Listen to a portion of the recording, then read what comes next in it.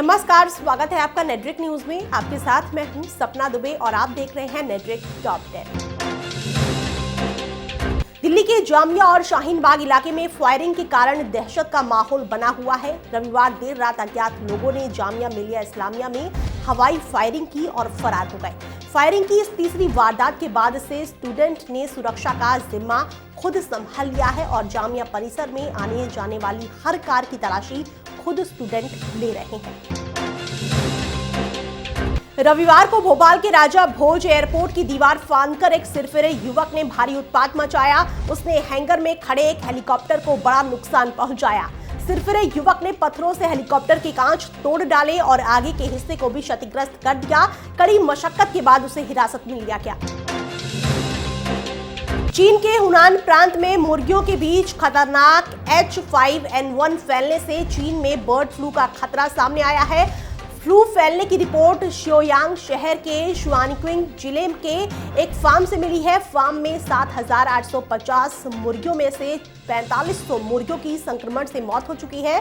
स्थानीय अधिकारियों ने संक्रमण फैलने के बाद 17,828 मुर्गियों को एहतियातन मार दिया है। मध्य प्रदेश के इंदौर में नशे के खिलाफ एक मैराथन दौड़ के बाद बीजेपी के राष्ट्रीय महासचिव और मध्य प्रदेश के कद्दावर नेता कैलाश विजयवर्गीय भाषण देते हुए युवाओं से नशा नहीं करने की अपील कर रहे थे। इसी दौरान उन्होंने कहा कि नशे में रहना अच्छी बात है, लेकिन ये नशा काम और देशभक्ति का होना चाहिए। आगे उन्होंने कहा कि नशा इतना भी ना हो कि मोदी जी जैसे शादी ही ना करें। रविवार को सीएम योगी आदित्यनाथ ने दिल्ली के बदरपुर में बीजेपी की एक चुनावी रैली को संबोधित करते हुए कहा कि शाहीन बाग में प्रदर्शन के नाम पर दिल्ली में अव्यवस्था फैलाई जा रही है। इस दौरान उन्होंने अरविंद केजरीवाल और राहुल गांधी पर भी निशाना साधा। कहा अनुच्छेद 370 हटने से केजरीवाल और पाकिस्तान को सबसे ज्यादा तकलीफ है। उन्होंने यह भी कहा कि कांवड़ियों का विरोध करने वालों को पुलिस की गोलियों का सामना करना पड़ेगा।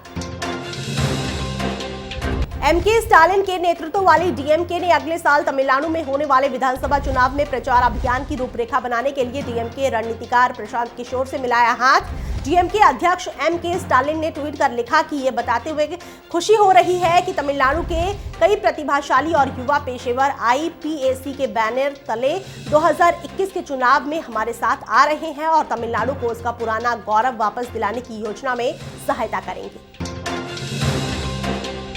1 फरवरी को पेश हुए आम बजट की वजह से देश के बाहर रहने वाले भारतीयों को लगा बड़ा झटका। एनआरआई को अब अपनी भारतीय कमाई पर देना होगा टैक्स। हालांकि अब तक ऐसी खबरें ही थीं कि एनआरआई से दुनिया भर से हुई कमाई पर टैक्स लिया जाएगा, लेकिन इस मामले में वित्त मंत्री निर्मला सीतारमण ने सफाई देते हुए कहा कि एनआरआई की सिर्फ भारतीय कमाई पर टैक्स लिया जाएगा।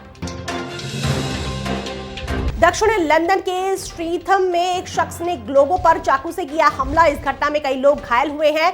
मेट्रोपॉलिटन पुलिस के प्रवक्ता का कहना है कि स्ट्रीथम में सुरक्षा अधिकारियों ने एक शख्स को मार गिराया क्योंकि उसने लोगों पर चाकू से हमला किया था। पुलिस ने लोगों को स्ट्रीथम इलाके से दूर रहने की सलाह दी है।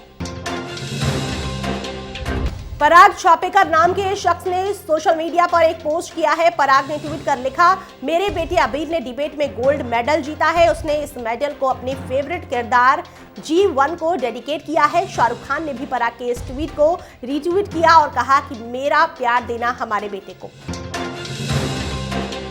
न्यूजीलैंड के खिलाफ 5 मैचों की T20 सीरीज में मिली 5-0 की जीत के बाद भारतीय टीम के कप्तान विराट कोहली ने कहा कि हम में से हर कोई इस सीरीज में जीत को लेकर गर्व महसूस कर रहा है। मैं समझता हूं कि हमने हमेशा इस बात पर जोर दिया है कि हमें अंततः जीत के लिए प्रयास करना है। ऐसा जब होता है तो अच्छा लगता है।